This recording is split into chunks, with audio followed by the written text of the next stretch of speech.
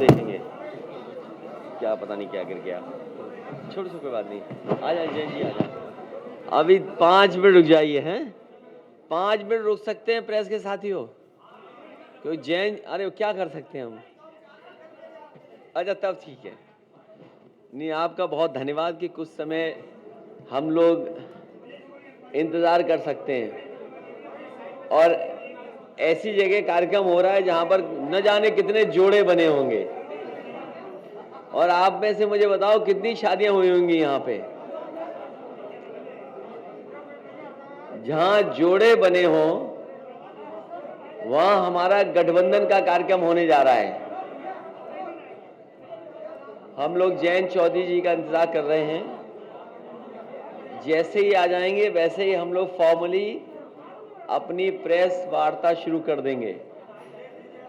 छोटे पत्रकार साथियों, वो बड़े पत्रकार वाले कह रहे आप क्यों आगे आ गए? मुझे खुशी है कि बहुत दिनों बाद गाजियाबाद में हम लोगों को आने का मौका मिला है और पूरा देश उत्तर प्रदेश का चुनाव की तरफ देख रहे हैं। कोई ऐसा नहीं जो इंतजार न कर रहा हो कि उत्तर प्रदेश की जनता क्या फैसला सुनाएगी। जो माहौल दिखाई दे रहा है, उत्तर प्रदेश की जनता ने तो अपना फैसला सुना दिया है। यहां कोई सरप्राइज नहीं आने वाला है।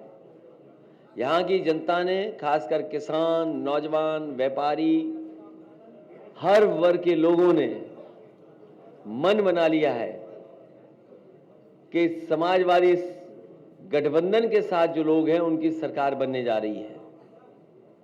अगर असली सरप्राइज कहीं से आएगा तो वो गुजरात से, क्योंकि यूपी के चुनाव के बाद वहां चुनाव होने हैं। राष्ट्रपिता महात्मा गांधी के मारने वालों को, हत्या करने वालों को सम्मान करने वाले लोगों को सबक सिखाने का काम जनता करेगी। उत्तर प्रदेश का चुनाव परिणाम लेकर के आएगा और खुशहाली का परिणाम लेकर के आएगा। मुझे खुशी और मैं बधाई देता हूं किसानों को।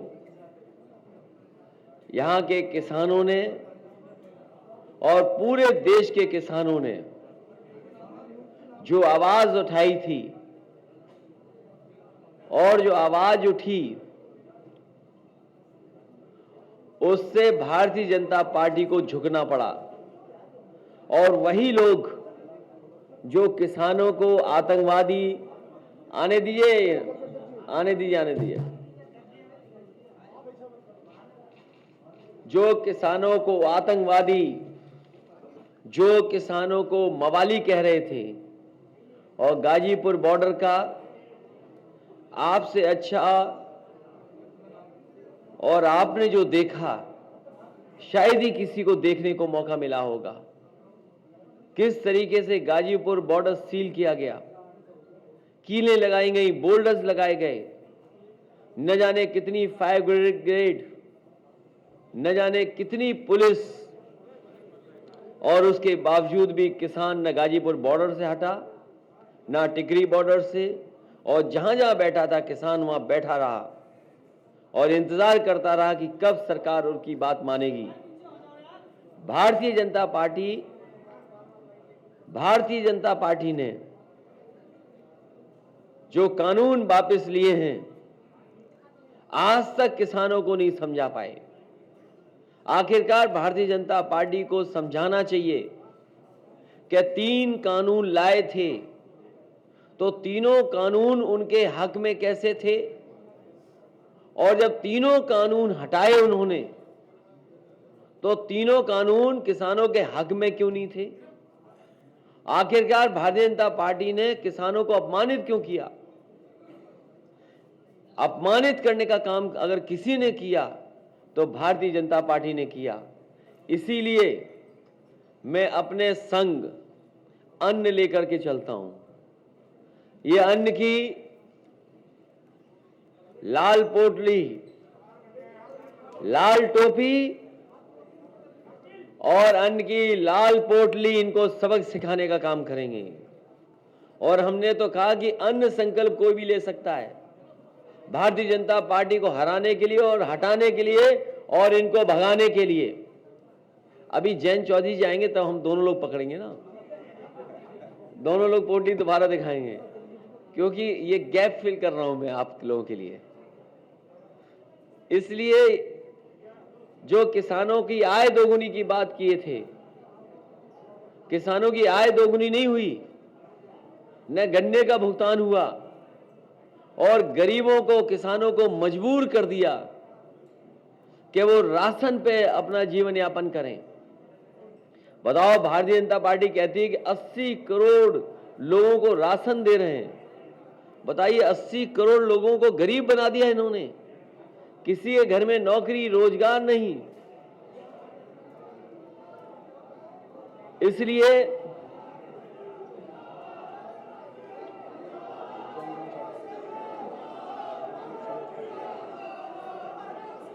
अब जयंत चौधरी जी भी आ गए हैं।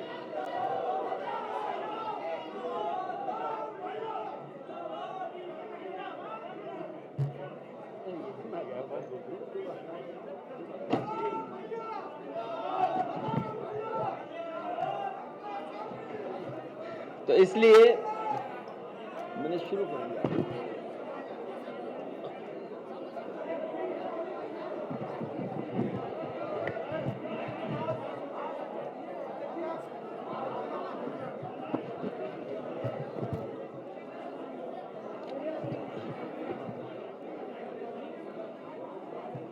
इसलिए उत्तर प्रदेश के किसानों ने मन बनाया है, उत्तर प्रदेश के किसानों ने मन बनाया है।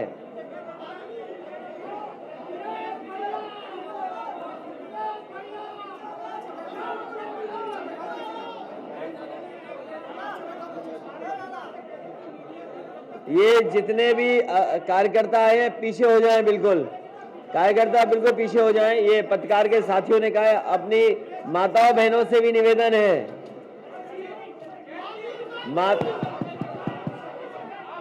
अपनी ये माताओं बहनों से भी निवेदन है। सभी सम्मानित कार्यकर्ताओं से हाथ जोड़कर निवेदन है, भैया प्रेस कॉन्फ्रेंस हो जाने दो, बात रखने दो अपने नेताओं को, प्रेस वाले लोगों को बात सुनने दो। प्लीज कृपया माहौल बनाए रखो, पीछे हो सभी कार्यकर्ताओं से हाथ जोड़ के निवेदन है। मीडिया भाइयों को काम करने दो, सब आप ही के लिए आए, प्लीज रिक्वेस्ट है आपसे।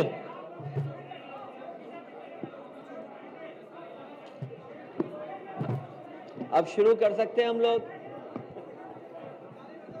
शुरू कर सकते हैं प्रेस के साथियों, क्योंकि मैं बातचीत किसान पे कर रहा था और जिस तरीके से किसान अपमानित हुए थे, मैं बधाई देना चाहता हूं सभी किसानों को कि जिनकी हिम्मत की वजह से, जिनकी बहादुरी और साहस की वजह से, जिनकी साहस की वजह से ये पीछे हो जाएं, जो लोग आगे आ गए हैं।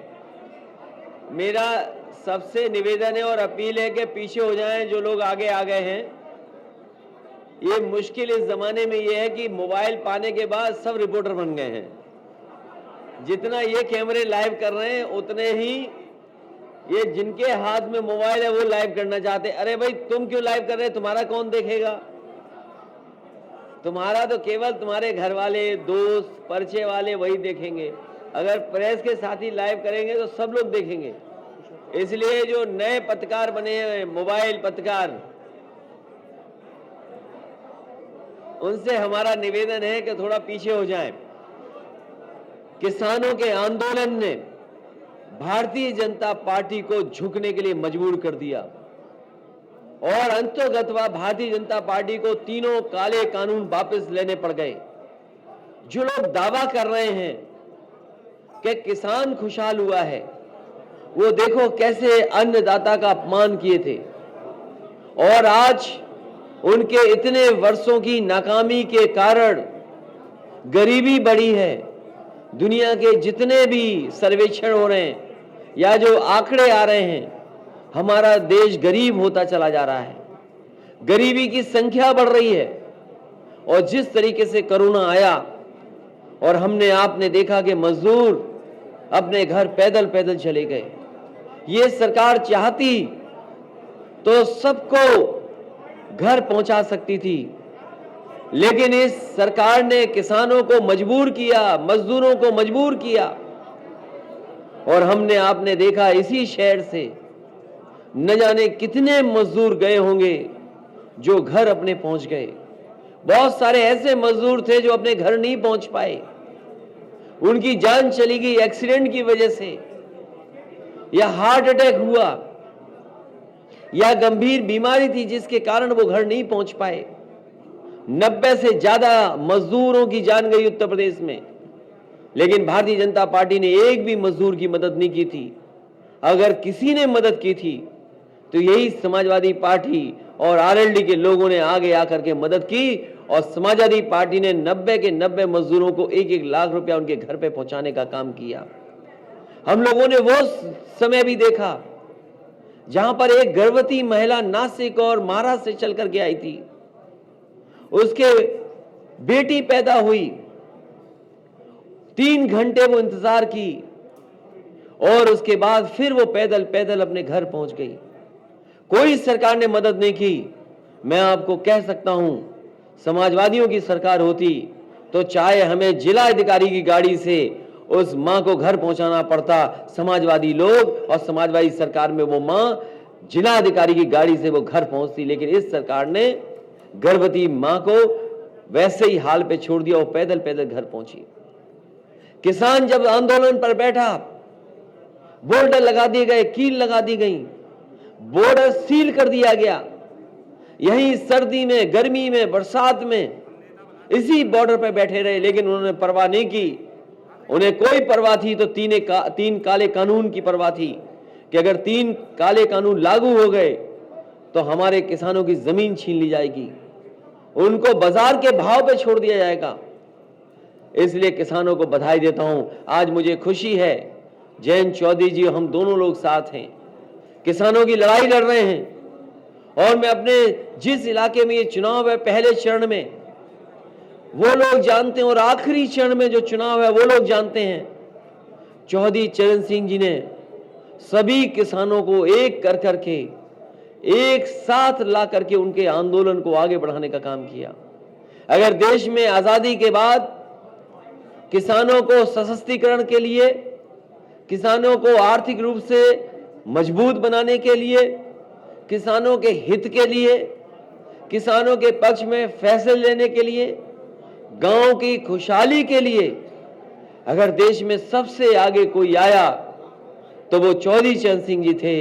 उसके बाद उनकी विरासत को आगे बढ़ाने का काम अजीत सिंह जी ने, नेताजी ने और न जाने कितने नेता और कार्यकर्ताओं ने मिलकर के किए हैं।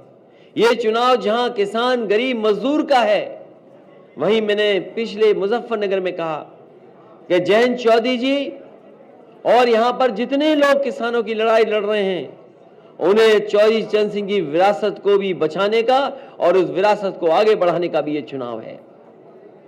मुझे खुशी है इस बात की कि जनता का समर्थन मिल रहा है, और जनता का समर्थन से घबराई हुई भारतीय जनता पार्टी गली गली घूम रही है। हम लोग जितनी भी पाबंदियां लगी हैं उन नियमों का पालन कर करके हम आपके माध्यम से अपील करने आए हैं। ये गाजियाबाद उत्तर प्रदेश का बड़ा शहर है। नोएडा अगर बड़ा शहर है तो गाजियाबाद भी बड़ा शहर है। अगर यहां के लोगों का पेट कोई भर रहा है तो वो हमारा अन्नदाता है। हमें उम्मीद है कि शहर के लोग भी अन्नदाता के पक्ष में मतदान करेंगे, और जो खुशहाली आनी चाहिए थी, जो तरक्की होनी चाहिए थी, जो विकास का रास्ता होना चाहिए, तो वो भारतीय जनता पार्टी ने रोका है। यहां निगेटिव पॉलिटिक्स कोई कर रहा है, नकारात्मक पॉलिटिक्स कोई कर रहा है, तो वो भारतीय जनता पार्टी कर रही है। हम दोनों लोग मिलकर के नकारात्मक पॉलिटिक्स को खत्म करना चाहते हैं। एक बार फिर वही भाईचारा की पॉलिटिक्स करना चाहते हैं कि हम सब एक हैं। जो गंगा जमुनी तहजीब है उसको बढ़ा करके खुशहाली के रास्ते पर ले जाना चाहते हैं। गाजियाबाद शहर बड़ा है, हमारे तमाम लोग बैठे हैं, कारखाने हैं, उद्योग हैं। मैं ये भरोसा दिला सकता हूं कि जो चल रहे उद्योग और कारखाने हैं, उनको जो मदद कर सकते हैं सरकारी कानून में, वो मदद की जाएगी। साथ ही साथ जो एमएसएमई सेक्टर है, जो सबसे ज्यादा बर्बाद हुआ है इस कोरोना के समय पर, बीमारी के समय पर, इन दोनों सरकारों ने, डबल इंजन की सरकार ने कोई मदद नहीं की है।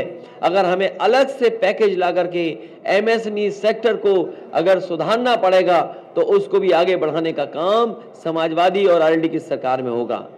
मुझे याद है कि यहां पर एक बहुत पुरानी साइकिल का कारखाना था,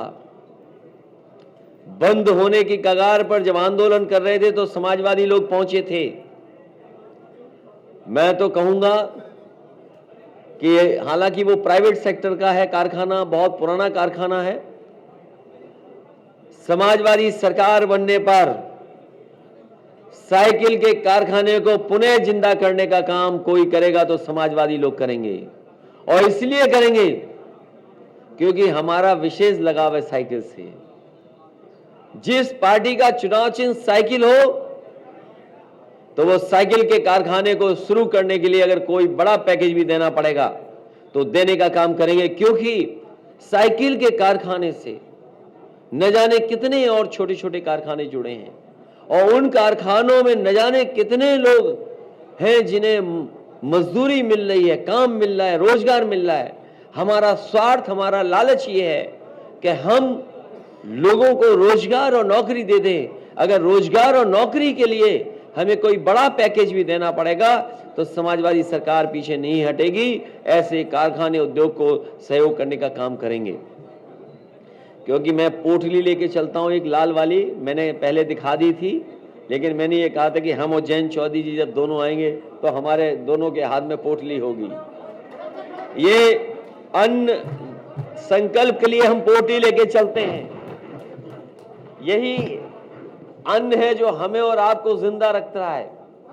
किसान जो हमें पेट भरता है और कपड़े दे पहनाता है, उसके हक में हम दोनों लोग लगातार इसी तरह से संकल्प करते रहेंगे और लड़ाई लड़ते रहेंगे जब तक भारतीय जनता पार्टी को हटा न लें और उत्तर प्रदेश से सफाया न कर दें। अगर हमारे पत्रकार साथी आप लोग भी कोई अन्य संकल्प लेना चाहें तो पीछे नहीं हटना। आप लोग भी हमारे साथ किसानों की लड़ाई लड़ने के लिए आगे आए। और मैं कहता हूं, इस गाजीपुर बॉर्डर से और उस गाजीपुर बॉर्डर तक भारतीय जनता पार्टी का सफाया होगा। इसीलिए ये दोनों गठबंधन के लोग ऐतिहासिक जीत हासिल करने जा रहे हैं।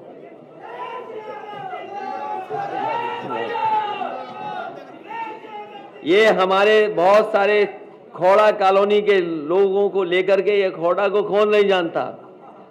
जब समाजवादी सरकार थी तो खोड़ा कॉलोनी के लिए हम लोगों ने स्कूल भी दिया था और जो विकास कार्य कर सकते थे वो विकास कार्य भी और नगर पालिका भी बनाने का काम किया था।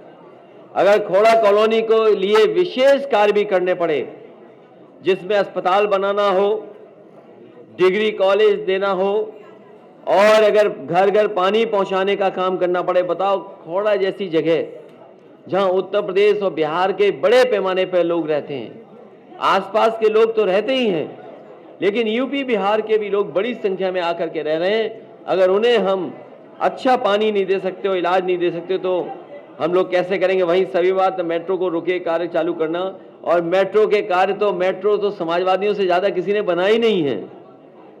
आप में से पुराने पत्रकार लोग भी जानते होंगे जिनके पास मेट्रो का इतिहास होगा। सबसे पहले एक बार नेताजी यहाँ आए थे और नेताजी जब आए थे तब मैं भी उनके साथ आया था। तब हमारा आपका परिचय ऐसा नहीं था जैसा आज है। उस समय परिचय यही रहा होगा कि हम कहीं खड़े रहे होंगे, वहीं तस्वीर आ गई होगी तो आ गई होगी। तो उस समय भी मेट्रो का काम अगर किसी ने शुरू किया था तो नेताजी ने शुरू किया था। नेताजी उस समय मुख्यमंत्री थे।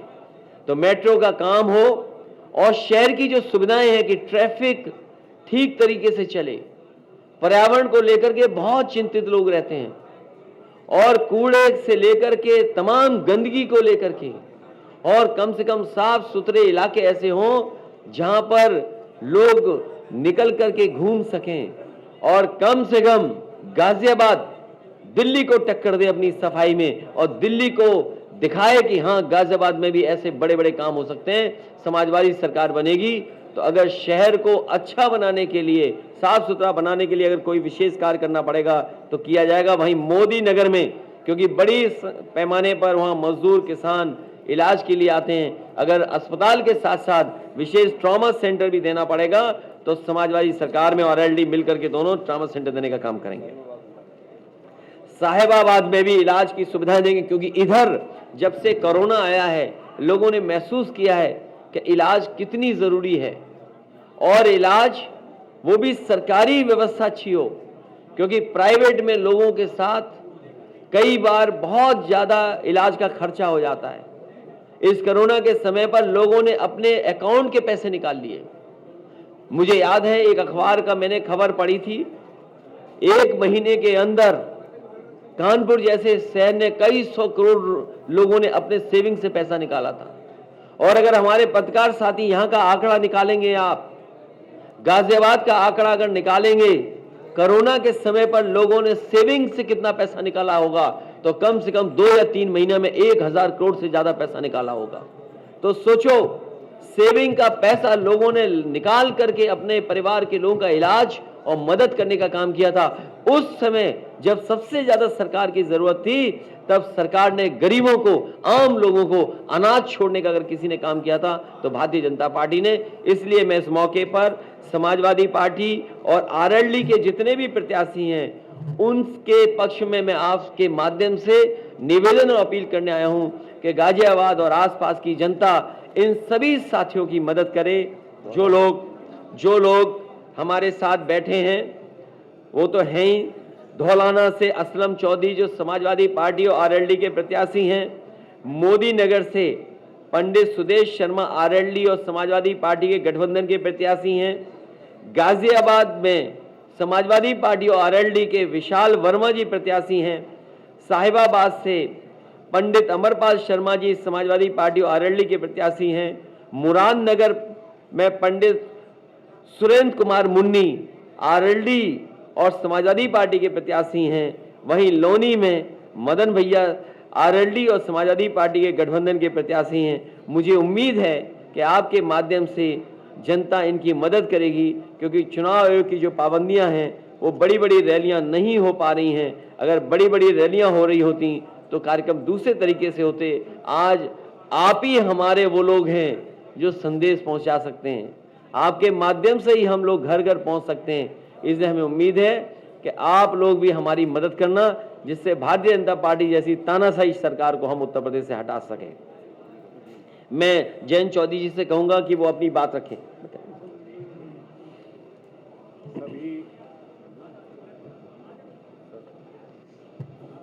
सभी पत्रकार बंधुओं को नमस्कार।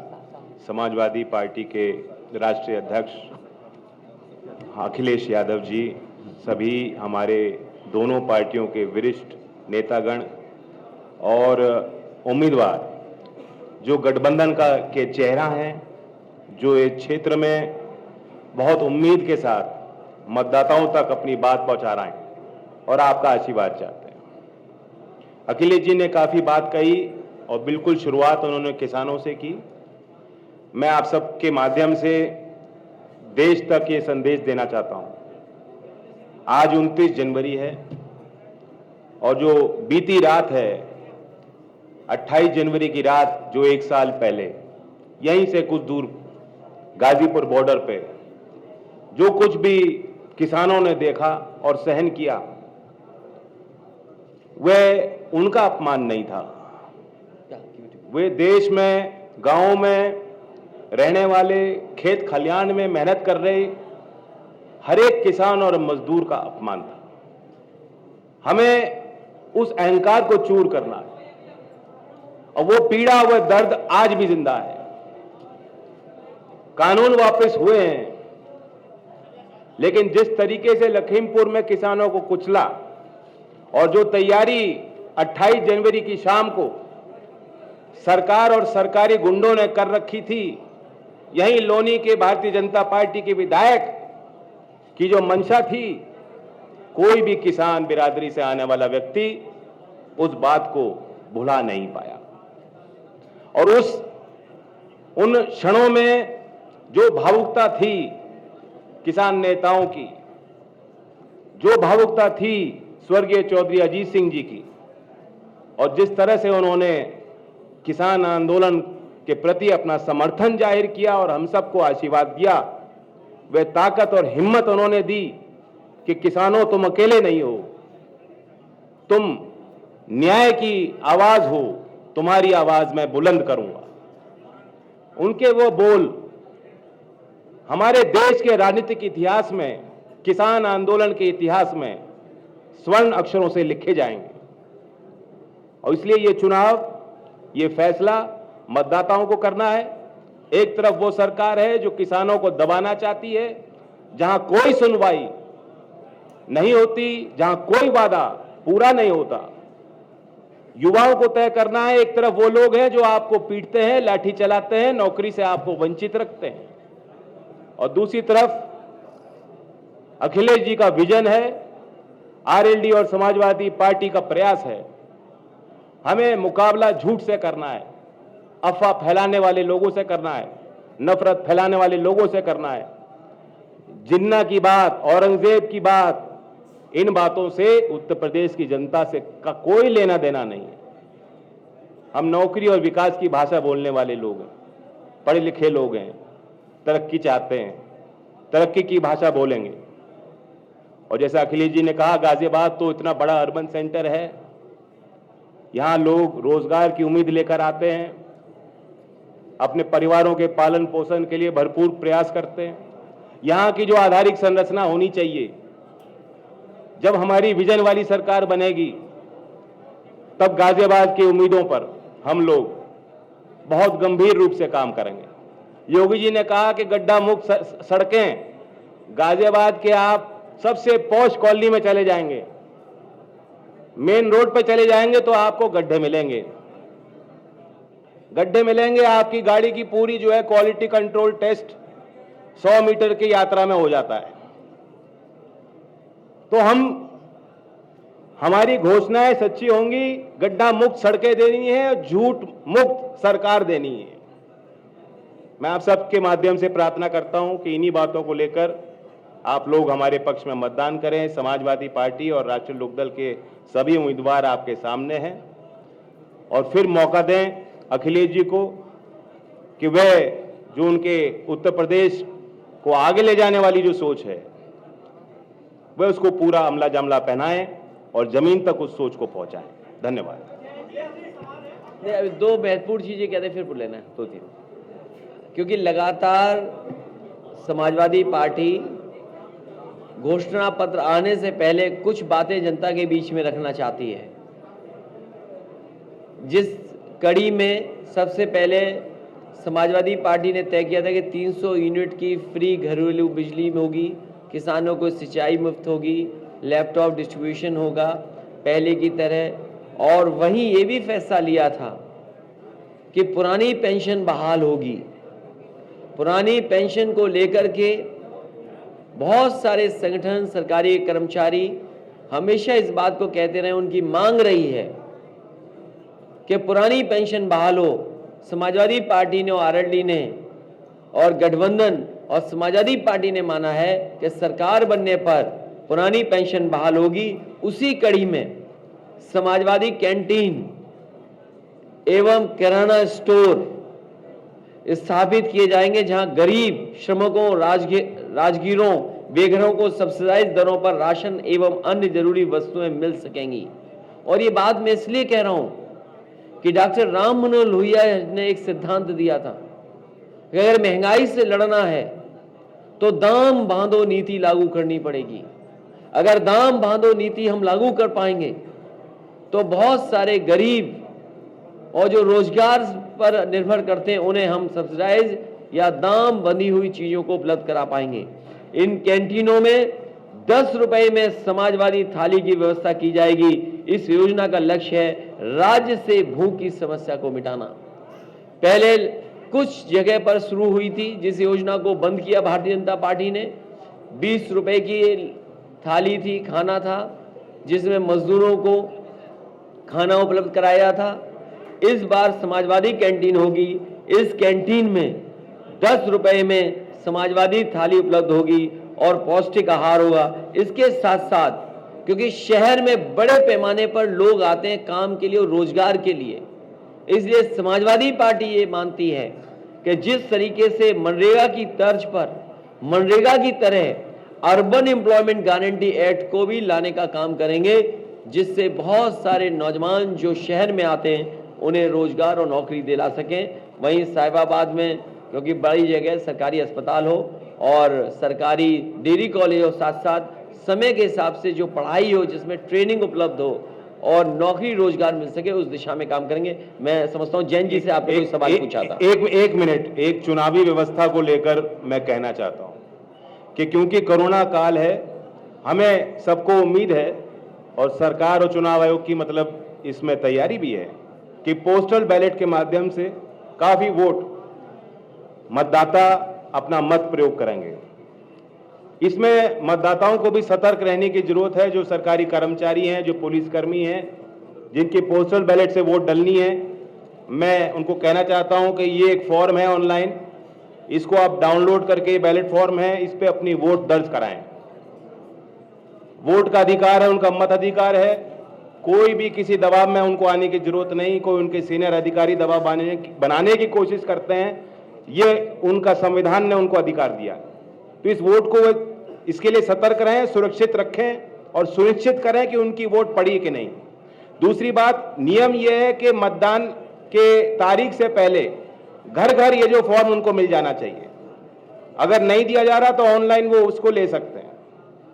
तीसरी बात यह है कि चुनाव आयोग का नियम कहता है कि जब मतदान हो जाता है, जो गिनती होती है, सबसे पहले पोस्टल बैलेट की वोट गिनी जानी चाहिए। तो सभी उम्मीदवारों को, चुनाव आयोग के सभी ऑब्जर्वर्स को मैं कहना चाहता हूं कि सख्ती से, क्योंकि हमारा अनुभव है कि पिछली बार जो गिनती हुई उसमें ऐसा नहीं हुआ, कोई बहानेबाजी नहीं चलेगी, नियम का सख्त अनुपालन होना चाहिए सभी ऑब्जर्वर से। और हमारे दोनों दल के जिलाध्यक्षों से मैं उम्मीद करता हूं कि सख्ती से इसका पालन हो, इस पर हम पुरजोर कोशिश करें। धन्यवाद।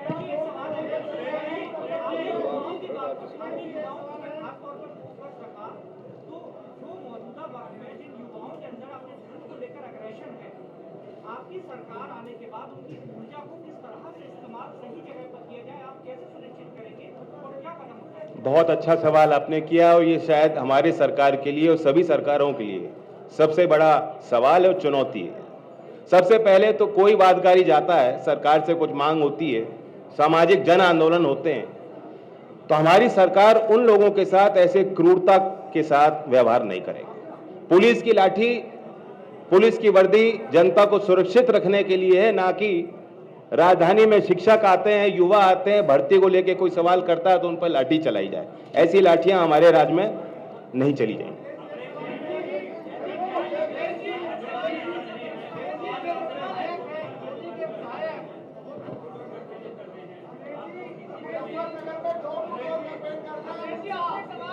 नहीं, उन्हें डोर टू डोर जाने की आवश्यकता इसलिए पड़ गई है कि मैं तो कहूँगा जिस घर का दरवाजा वो बजाएं या डोर टू डोर कैंपेन में जाएं, वो सिलेंडर उन्हें दिखा दें।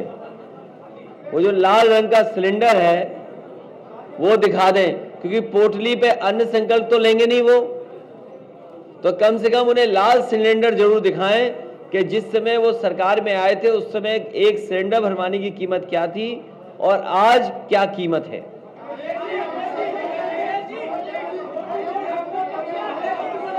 अरे एक एक कोई आप में से तय कर ले किससे पूछना है।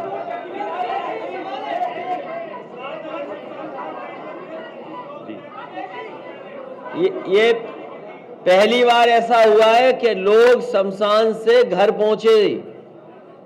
जो लोग शमशान और कब्रिस्तान की बात कर रहे थे, सोचिए भ्रष्टाचार का क्या आलम था कि इतनी बड़ी संख्या में लोगों की जान गई और वो अपने परिवार के दुख में शामिल हुए थे।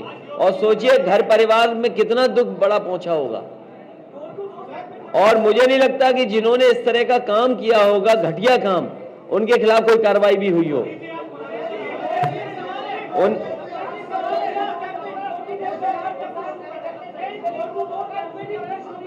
हमारी यही डोर टू डोर कैंपेन है, मैन टू मैन कैंपेन है। लाइए एक पर्चा, चल रही है। लाइए पर्चा, मैन टू मैन कैंपेनिंग है हमारी, डोर टू डोर भी कैंपेन होगी और मैन टू मैन कैंपेन भी होगी। मैं आपसे कहता हूं हमारी पार्टी की मदद करना।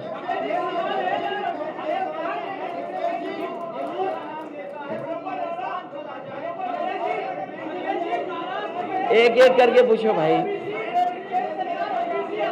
हो जाने दीजिए एक एक कर।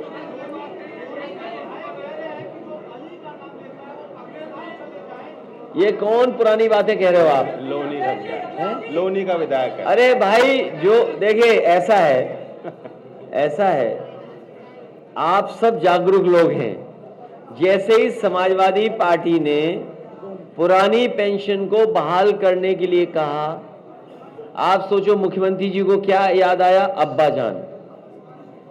तो भारतीय जनता पार्टी घबराई हुई है। और जो पहलवान हार जाता है, आप में से कोई कुश्ती पहलवानी जानते हैं? जो पहलवान हार जाता है तो वो क्या नहीं करता बताओ? कभी काटता है, कभी नोचता है।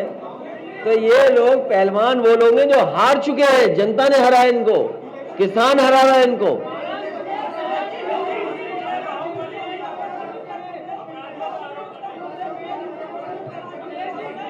अगर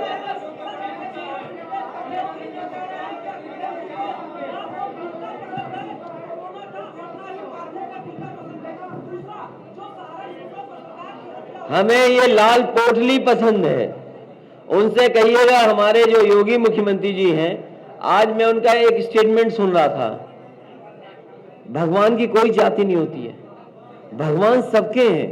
इसलिए मुख्यमंत्री जी जाने वाले हैं, उन्हें घर पहले ही बीजेपी ने भेज दिया। और हमारे पत्रकार साथी, हमारे योगी मुख्यमंत्री जी बीजेपी के सदस्य नहीं है, उन्हें टिकट मांगनी पड़ी बीजेपी से। सोचो, एक मुख्यमंत्री, उसे टिकट मांगनी पड़ रही हो अपने ही पार्टी से, हमें यहां से लड़ना है, यहां से लड़ना है, और बाद में भारतीय जनता पार्टी ने उन्हें अपने घर पहुंचा दिया, जिससे लखनऊ ना है दोबारा। चिंता का विषय यह है कि वो घर चुनाव से पहले ही पहुंचा दिए और असली अब जनता उन्हें घर पहुंचा देगी।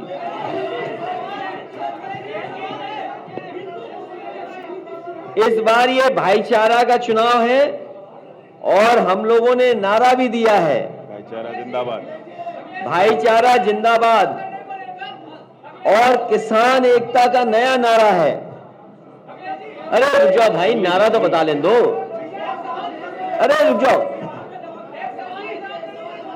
किसान एकता का नारा और हमारा और सबका नारा कि हमारी ताकत होगी भाईचारा, हमारी ताकत भाईचारा।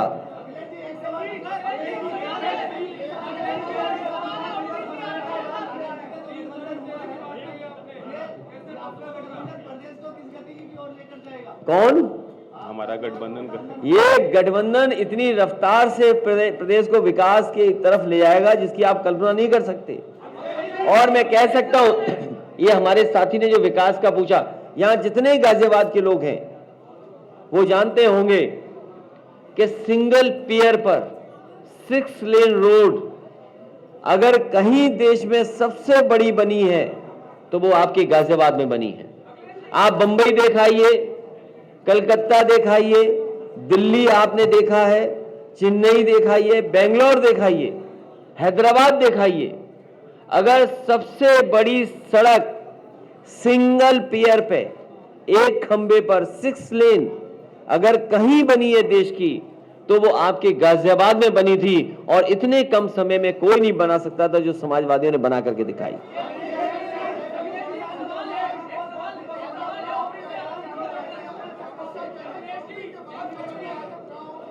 क्या चीज? उनको क्या घबराहट है? जयंत चौधरी जी हमेशा रहेंगे।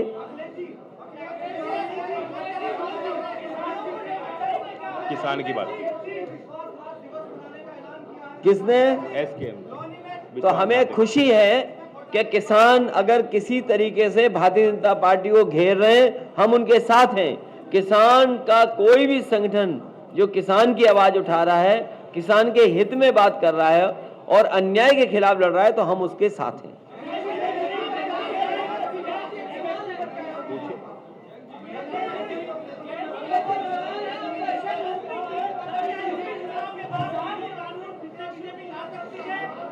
बीजेपी 3 कानून के साथ साथ कुछ भी कर सकती है। जो दरवाजे खटखटा रहे हैं उन्हें इस बात की चिंता नहीं कि गैस सिलेंडर कितना महंगा कर दिया। और हमें लगता है कि आपके शहर में भी जानवर घूमते होंगे सड़कों पर। इतने बड़े पैमाने पर सांड से एक्सीडेंट से कोई नहीं मरा जितने उत्तर प्रदेश में मर गए। मैंने भी आंकड़े निकाले थे, लगभग 100 पहुंच गए लोग।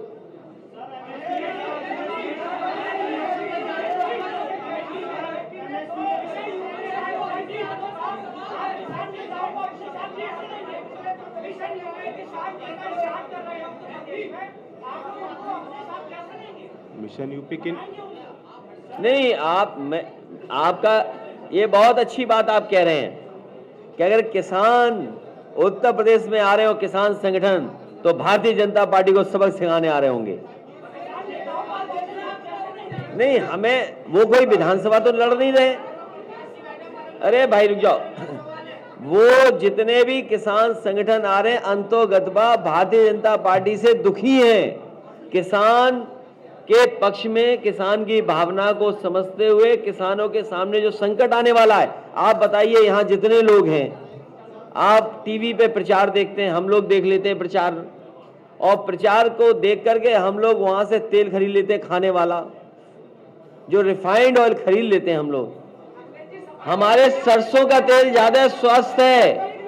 हमारे सरसों के तेल की न किसानों को कीमत मिल रही सरसों की, और वही किसान जब सरसों का तेल खरीद रहा तो बताओ 200 से पार खरीदा कि नहीं खरीद रहा। समाजवादी लोगों की कोशिश रहेगी कि सरसों का तेल अगर सस्ता करने के लिए हमें किसानों को ज्यादा सब्सिडी देनी पड़ी या सरकारी प्लांट लगाने पड़े तो लगाने का काम करेंगे, जिससे सस्ते में सरसों का तेल उपलब्ध हो जाए। पीछे कोई पूछना चाहता है? महिला एमएसपी पर खरीदा जाएगा और एमएसपी के प्रोक्योरमेंट के लिए, एमएसपी से खरीद के लिए सरकार में व्यवस्था की जाएगी। वही प्रोक्योरमेंट कैसे हो उसकी भी व्यवस्था की जाएगी। खरीद की भी जगह जगह केंद्र बनाए जाएंगे। और मुझे खुशी है कि सबसे ज्यादा मंडियों में काम अगर किसी सरकार में हुआ था तो समाजवादी सरकार में मंडी, चाहे साहिबाबाद की हो, चाहे नोएडा गाजियाबाद में हो। और हमने तो बाबा रामदेव जी को भी 500 एकड़ जमीन दी थी कि जिससे वो एक बड़े कुछ कारखाना लगा दें या मंडी जैसी व्यवस्था पैदा कर दें, जिससे शहर में फल, सब्जी, अनाज समय पर मिल जाए। आपके शहर में न जाने कितना दूध आता होगा, न जाने कितनी फल सब्जी आती होगी, न जाने कितना अनाज आता होगा। तो अगर वो लोग जो बड़ी कंपनियां, मल्टीनेशनल कंपनियां मुनाफा कमा रही हैं, वो किसान तक मुनाफा कैसे पहुंचे, उसका इंतजाम समाजवादी लोग करेंगे। वो महिला पत्रकार है, एक महिला पत्रकार का सवाल है।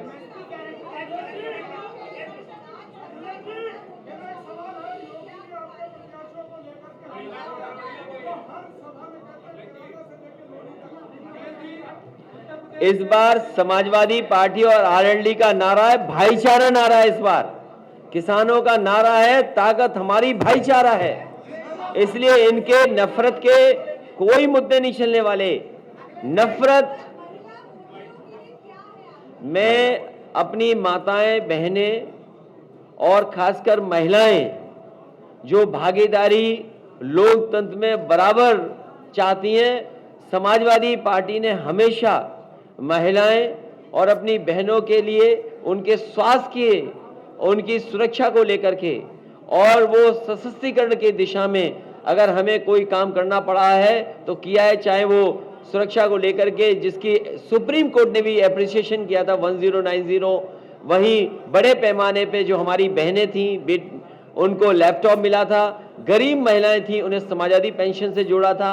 और विशेष गर्भवती महिलाएं और महिलाओं को अस्पताल तक पहुंचाने के लिए एम्बुलेंस चलाई गई थी। उनके स्वास्थ्य के लिए, उनकी शिक्षा को लेकर के आने वाले समय में अपनी माताएं बहनों के लिए, बेटी, बहन और मां तीनों के लिए एक विशेष योजना लेकर के मैनिफेस्टो में हम आएंगे।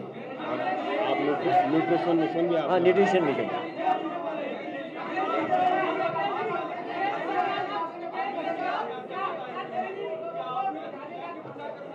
इस बार मैंने कहा हमारे विशाल वर्मा लड़ रहे हैं और मुझे याद है कि ये सीट किसी और ने मांगी थी, लेकिन उसके बावजूद हमने विशाल वर्मा जी को दे दी। इस बार उत्तर प्रदेश के चुनाव में जहां आप गठबंधन देख रहे हैं, किसानों का गठबंधन, पुराने किसानों के नेताओं का गठबंधन देख रहे हैं, वहीं आप देखेंगे समाजवादियों के साथ अम्बेडकरवादी भी मिलकर के भारतीय जनता पार्टी को सबक सिखाने का काम करेंगे, क्योंकि लोकतंत्र को बचाने का, संविधान को बचाने का ये चुनाव है जो संविधान से खिलवाड़ हो रही है। क्या 1 मिनट उनका सवाल। हमारी संयुक्त लड़ाई 403 सीटों पे है और दोनों पार्टी के और भी हमारे साथ दल हैं, सभी कार्यकर्ता मिलकर चुनाव लड़ाएंगे। जीतने के बाद जाएंगे, जीतने के बाद हम बुलाएंगे। अरे एक पूछिए, हम जा नहीं रहे कहीं हैं। इस बार देखिए, ये गाजियाबाद बड़ा शहर है और ये जो आपके कई काम जो गाजियाबाद में हुए, चाहे फ्लाईओवर बना हो, चाहे सब स्टेशन बनाए हो, चाहे आपका अस्पताल बनाए हो, चाहे खोड़ा जैसी जगह को नगर पालिका बनाया हो, या और सुविधाएं दी हो, पार्क बनाए हो, मेट्रो का बनाया हो, ये हमारे घोषणा पत्र में नहीं था।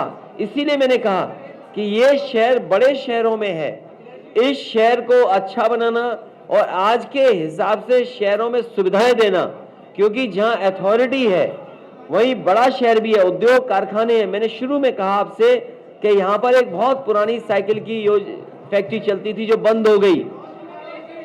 अगर हमें विशेष कुछ पैकेज देना पड़ा एक, और एमएसएमई जो हमारे छोटे उद्योग वाले हैं, जरूरी ये है, हमारा स्वार्थ और लालच ये है कि अगर कारखाने चलेंगे तो रोजगार और नौकरी मिलेंगी। तो हम यहाँ के उद्योग कारखाने, यहाँ के लोगों को सुविधा देना चाहते हैं जिससे रोजगार नौकरी मिले और उत्तर प्रदेश संपन्न हो, और रेवेन्यू जब यहाँ से मिलेगा तो उत्तर प्रदेश में और जगह भी काम कर सकेंगे। पूछिए क्या।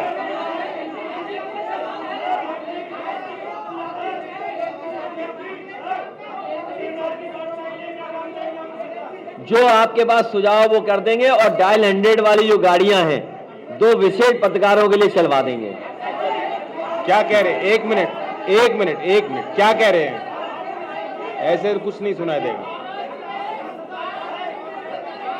एक मिनट, एक भाई बोलो।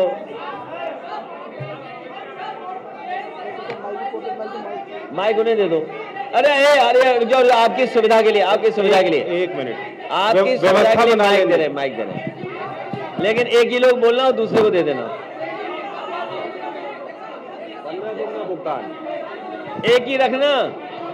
एक जयंत जी, गन्ने का भुगतान, जयंत जी, गन्ने, एक मिनट पत्रकार साथी, एक मिनट जाना, एक मिनट, बहुत जरूरी बात कही है। एक मिनट, हमारे पत्रकार साथी ने पूरे पहले चरण के चुनाव और दूसरे चरण के चुनाव और आखिरी चरण और उससे पहले के चुनाव के महत्वपूर्ण सवाल उठाया है।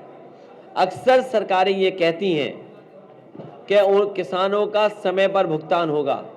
मैं अपने पत्रकार साथी के सवाल के माध्यम से और आपके सहयोग से पूरे के पूरे किसानों को मैं भरोसा दिलाता हूं कि अलग से अगर फार्मर्स फंड भी बनाना पड़ा, फार्मर्स कॉर्पस फंड बनाना पड़ा, फार्मर्स रिवॉल्विंग फंड बनाना पड़ा, तो अलग से फंड बना करके किसानों को चीनी मिलों के सामने धरना प्रदर्शन नहीं करना पड़ेगा। 15 दिन के अंदर उनका गन्ने का भुगतान कराया जाएगा। और उसका उदाहरण ये है, क्योंकि पहले भी एक बार जब संकट आया था तो 2000 करोड़ बजट से पैसा देकर के समाजवादी सरकार में किसानों के गन्ने का भुगतान कराया गया था। जो हमारा पुराना काम है, जयंत जी, जो पुराना मेरा एक काम सवाल है भरोसा वाला। आपसे। 28 जनवरी की रात को पिछली साल राकेश टिकैत जी यूपी बॉर्डर गाजीपुर पर रोए थे, जहां पर विधायक नंदकिशोर गुर्जर भाजपा प्रत्याशी हैं, वो क्या किसानों को उठाने के लिए गए थे। आपके लोनी प्रत्याशी मदन भैया ने उनको समर्थन दिया था। क्या आपको लोनी विधानसभा से किसानों को क्या समर्थन मिलेगा? नहीं, ये तो कोई सवाल नहीं है। हम तो पहले दिन से किसानों के साथ खड़े हैं। अखिलेश जी, किसी किसान को शक नहीं हो सकता। अखिलेश जी, अखिलेश जी, पत्रकार अखिलेश जी 2017 में अब माइक आ गया उनके हाथ में, जिनके हाथ में माइक होगा। 2017 में यूपी के लड़के थे, अब किसान के बेटे हैं, बीच में बहन जी भी आ गई थी। आखिर विनिंग कॉम्बिनेशन कब मिलेगा आपको? देखिए मेरे पत्रकार साथी, ये जो गठबंधन है, ये जमीन का, किसानों का, गरीबों का गठबंधन है। इस बार इसका परिणाम आएगा। अखिलेश जी, एक सवाल है, महाराष्ट्र सरकार ओबीसी आरक्षण देना चाहती है और केंद्र सरकार उसके खिलाफ सुप्रीम कोर्ट गई है। यदि आपकी सरकार आती है तो ओबीसी वर्ग के लिए क्या कुछ करने वाले हैं आप? देखिए, जिस समय कोर्ट ने, आपको अच्छी तरह याद होगा, नीट को लेकर के पूरे देश में हलचल थी और भारतीय जनता पार्टी को एफिडेविट देना था उनकी सरकार को कोर्ट में एफिडेविट देने से पहले उन्हें स्वीकार करना पड़ गया था आरक्षण को लेकर के। आरक्षण का सवाल है, मैं आपको भरोसा दिलाता हूं, जो मूल भावना है आरक्षण की, उस पे हम लोग सब मिलकर के काम करेंगे। उसमें सबसे ज्यादा जरूरी ये है कि जाति जनगणना होनी चाहिए, क्योंकि जाति जनगणना अगर नहीं होती है तो बहुत सारे लोग ये फैलाते हैं किस जाति ने कितना छीन लिया। इसलिए मूल भावना पर और जाति जनगणना की जाएगी। अखिलेश जी, आपने युवाओं के लिए घोषणा की है, आपने और वर्गों के लिए घोषणा की है, लेकिन व्यापारियों के लिए कोई घोषणा नहीं की। जीएसटी से परेशान है व्यापारी, कोरोना में उनके कारोबार भी बहुत ठप हो गए हैं। मैं बड़ी संख्या में व्यापारियों की जान गई है, कुछों ने आत्महत्या की है। इसीलिए मैंने कहा एमएसएमई को और जीएसटी का सरलीकरण हो, क्योंकि जीएसटी में इतने अमेंडमेंट हो गए। ये व्यापारियों को परेशान करने के लिए जीएसटी है कि व्यापारियों को सुविधा देने के लिए जीएसटी है।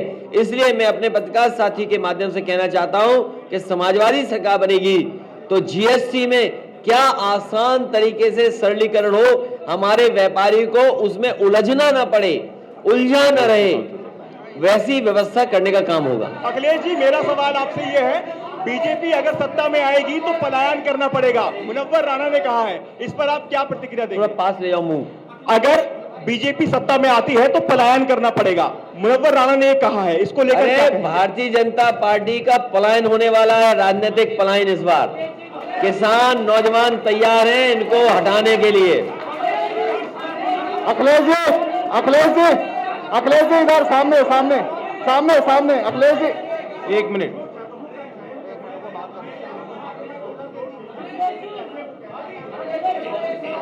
मिनट, वरिष्ठ पत्रकार, बहुत टाइम से प्रयास कर रहे हैं।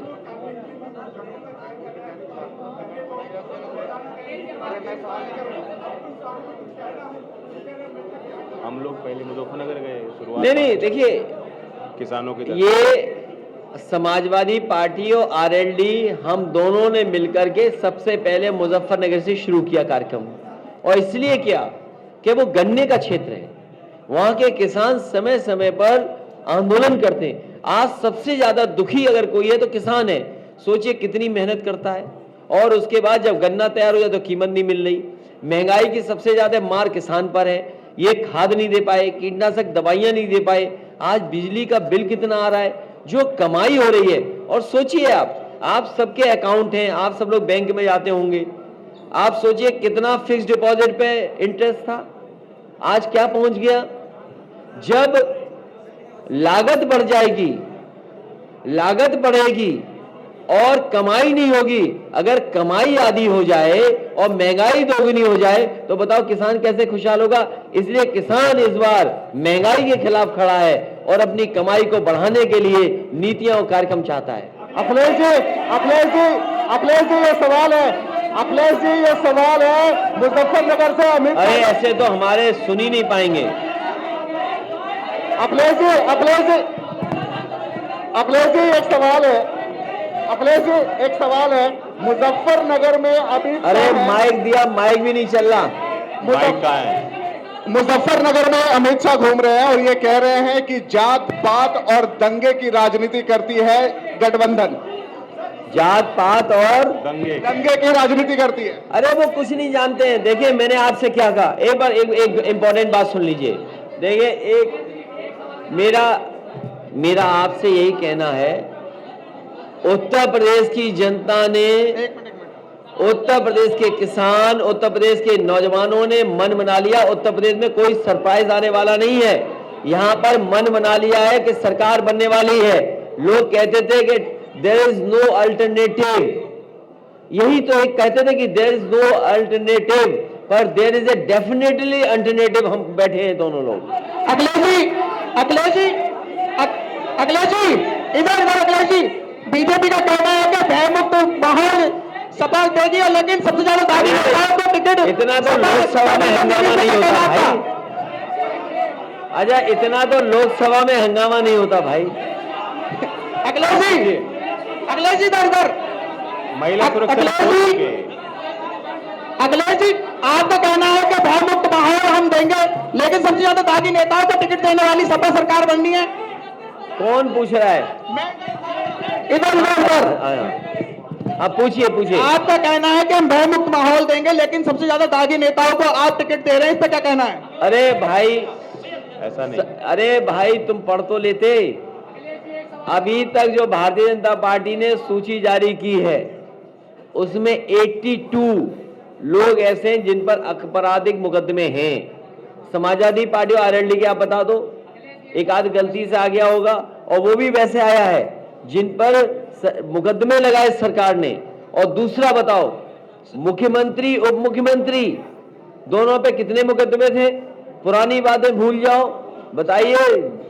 देश के गृह राज्य मंत्री के बेटे पर आरोप, जीप चढ़ा दी, कुचल दिए किसान, सबको रक्त रंजित कर दिया, और आज वो महिमा मंडित हो रहे हैं उनकी पार्टी, उनकी सरकार में। तो पुराना भूल जाइए, सोचो आज के समय का। मैं कानून व्यवस्था पे एक और बात कहना चाहता हूं, 1 मिनट।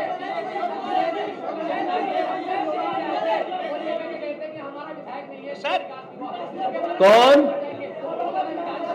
सर एक सवाल इधर से कौन कह रहा है? योगी जी। अरे सर, आप धौलाना का पूछ रहे हो?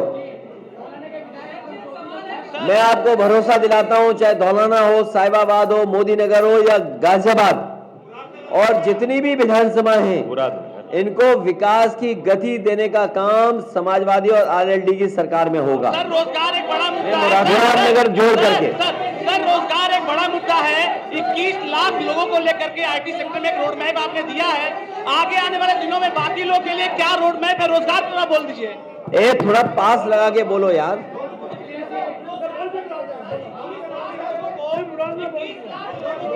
बोल दिया सब है, सारी कोई मुरादनगर को भी विकास गति देंगे। सर ये कह रहा था कि 21 लाख लोगों के रोजगार के लिए एक रोड मैप आपने दिया आईटी सेक्टर में, बाकी बहुत सारे लोग अभी बेरोजगार लोग हैं। आपको सुनना चाह रहे क्या रोड मैप है बाकी लोगों के लिए? मैं सभी पत्रकार साथियों के साथ जिम्मेदारी के साथ कह सकता हूं कि अभी पिछले दिनों 22 तारीख को मैंने कहा था कि केवल आईटी के सेक्टर में, केवल आईटी सेक्टर में समाजवादी सरकार बनने पर 22 लाख नौजवानों को क्वालिटी और अच्छे रोजगार उपलब्ध कराने का काम करेंगे। और वहीं उत्तर प्रदेश के सरकारी विभागों में लगभग 11 लाख रिक्त पद खाली हैं। समाजवादी सरकार और आरएलडी के गठबंधन और हमारे बहुत सारे सहयोगी दलों के साथ जो सरकार बनेगी, सबसे पहले सरकारी रिक्त पदों को भरा जाएगा। तो आप हिसाब लगा लीजिए, अगर 11 लाख वो हैं जो मैं मैनिफेस्टो में कहूंगा, लगभग 11 लाख रिक्त पद हैं, 22 लाख तो केवल आईटी सेक्टर में का। और अगर आईटी सेक्टर को ध्यान से देखा जाए, मैं जब आ रहा था सड़क से तो मैं देख रहा था महिंद्रा टेक की एक बिल्डिंग दिखाई दे रही है। उत्तर प्रदेश की जो ये कानून व्यवस्था को सबसे बेहतरीन व्यवस्था दी गई 100 नंबर, जो अब डायल 100-112 हो गया, इसका जो टेक्नोलॉजी का पार्ट है, जो इसके अंदर सॉफ्टवेयर टेक्नोलॉजी जो इंट्रोड्यूस हुई है, वो महिंद्रा टेक पार्टनर है इसका। शायद आप में से लोग नहीं जानते होंगे, या जिन्होंने फॉलो की होगी न्यूज वो जानते होंगे। ये बीजेपी वालों ने महिंद्रा टेक वालों को भी परेशान किया था, और इसलिए परेशान किया कि इन्होंने अच्छी व्यवस्था क्यों दे दी। आप जाकर के उनके अधिकारियों से पता करना। अखिलेश जी, एक सवाल मेरा है। अखिलेश जी, नाम दे देना, नाम लिख देना, नाम लिख देना। अखिलेश जी एक सवाल मेरा है, ये वेस्ट यूपी का चुनाव है, पहले चरण का चुनाव है। वेस्ट यूपी में दो मुद्दे हमेशा गूंजे हैं। अरे एक हरित बुलाया प्रदेश तो का शादी वाले घर में है, आरएलडी का, रुक जाओ भाई, एक हरित प्रदेश का आरएलडी का मुद्दा रहा है पहले। ये शादी वाले कार्यक्रम में बुलाया आपने, ये पंडाल जो है ये शादी वाला है। मैं अखिलेश जी एक सवाल, वेस्ट यूपी का पहले चरण का चुनाव है, दो मुद्दे हमेशा रहते थे, एक हाईकोर्ट बेंच का और दूसरा हरित प्रदेश का। आरएलडी का हरित प्रदेश का मुद्दा बहुत महत्वपूर्ण रहा है, अब दोनों मुद्दे गायब हैं। हम दोनों लोग मिलकर के बैठ के बात कर लेंगे। ये जो मुद्दे महत्वपूर्ण आपने उठाए हैं, बड़े सेंसिटिव मुद्दे हैं। हमारे लिए सबसे सेंसिटिव बात यह है कि जिन्होंने किसानों को अपमानित किया है, किसानों को जीप से कुचला है, उनको सबक सिखाएं, पहले हटाएं और उत्तर प्रदेश से भगाएं। दूसरा, समाजवादी पार्टी और आरएलडी प्राथमिकता पे ये सवाल बड़े हैं, लेकिन उससे पहले उत्तर प्रदेश को ऐसी एक्सप्रेसवे दे दें, ऐसी सड़कें दे दें कि गाजियाबाद का भी व्यक्ति अगर लखनऊ जाना चाहे तो 4.5 घंटे में पहुंच जाए। बताओ, हमारे बनाए हुए एक्सप्रेसवे पे और पुरानी सरकार के बनाए हुए एक्सप्रेसवे में अगर ठीक से चले तो 5 घंटे में लखनऊ पहुंच जाते हो कि नहीं पहुंच जाते हो? तो आने वाले समय में ऐसी एक्सप्रेसवे बनाए जाएंगे जिससे यहाँ के लोगों को लखनऊ या कहीं भी जाना हो तो 5-6 घंटे में आराम से पहुंच जाए। विकास में पश्चिम को पूरी भागीदारी मिलेगी। अखिलेश जी सामने, हेलो अखिलेश जी सामने, इधर इधर इधर इधर इधर। अखिलेश जी, जो पश्चिमी उत्तर प्रदेश में हाईकोर्ट बेंच का सवाल, आखिरी सवाल, आखिरी सवाल, पश्चिमी उत्तर प्रदेश में हाईकोर्ट बेंच का जो मामला अभी उठाया था वो आपने टाल दिया। लेकिन एक बात बताइए, योगी जी और बीजेपी ये आरोप लगाते हैं कि सपा जब जब सत्ता में आती है उत्तर प्रदेश में दंगे होते हैं। अरे जब आपकी 2012 में सरकार आई थी, मसूरी में पहला दंगा हुआ था, आप बताइए। देखिए, मैं आपके माध्यम से भरोसा दिला सकता हूं उत्तर प्रदेश की जनता को कि कोई भी दंगा नहीं हो पाएगा और किसी तरीके से कोई कानून से खिलवाड़ करेगा तो उसके खिलाफ सख्त से सख्त कार्रवाई होगी। कोई बना रहे, लेकिन वो कानून से बड़ा नहीं होगा और कानून सख्ती से ऐसे लोगों के खिलाफ कार्रवाई करेगा, मैं आपको भरोसा दिलाता हूं। साथ ही साथ हो गया लास्ट क्वेश्चन।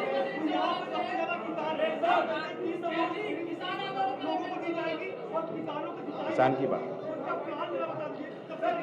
देखिए, 300 यूनिट घरेलू बिजली फ्री और साथ ही साथ किसानों को सिंचाई के लिए फ्री सिंचाई, इसलिए मैं कह सकता हूं वो कर सकते हैं क्योंकि समाजवादी सरकार में बिजली के कारखाने लगे।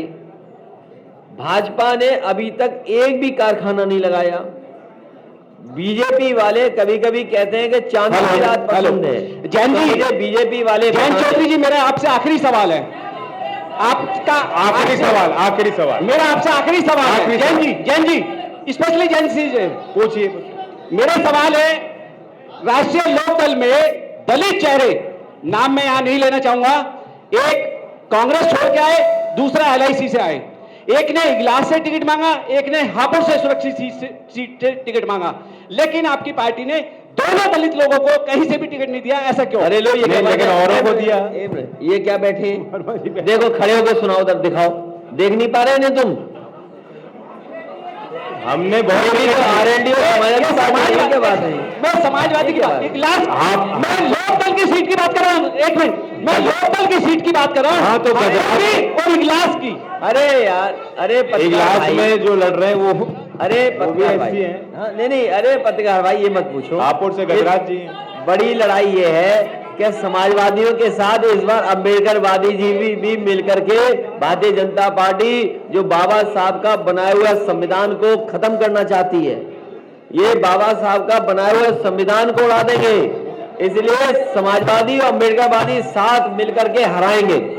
सर एक सवाल, अमित शाह जी ने चैलेंज किया है, हमें दुख है कि यहाँ पर जनता के बीच में सेवा करने वाले, जनता के बीच में लगातार काम करने वाले सुरेश बंसल, हमारे पूर्व विधायक सुरेश बंसल पूर्व विधायक नहीं हमारे बीच में, हमें दुख है उनके परिवार के बीच में जो दुख आया है और उनके सहयोगी साथियों के बीच में दुख आया है। हम भगवान से यही प्रार्थना करते हैं कि इस दुख को सहने की शक्ति दे और हम लोग सभी उनको याद करते हैं। अखिलेश जी, अमित शाह जी ने चैलेंज किया है आप लोगों को क्या चैलेंज किया उन्होंने? कि आपके वो क्रिकेट तो खेल नहीं पाते, वो क्रिकेट तो खेल नहीं पाते, ना फुटबॉल खेल पाते, क्या चैलेंज किया उन्होंने? सवाल होते रहेंगे आगे। आ जाओ आजा विशाल। मैं दोनों पार्टी के संगठन के लोगों को भी धन्यवाद देता हूं।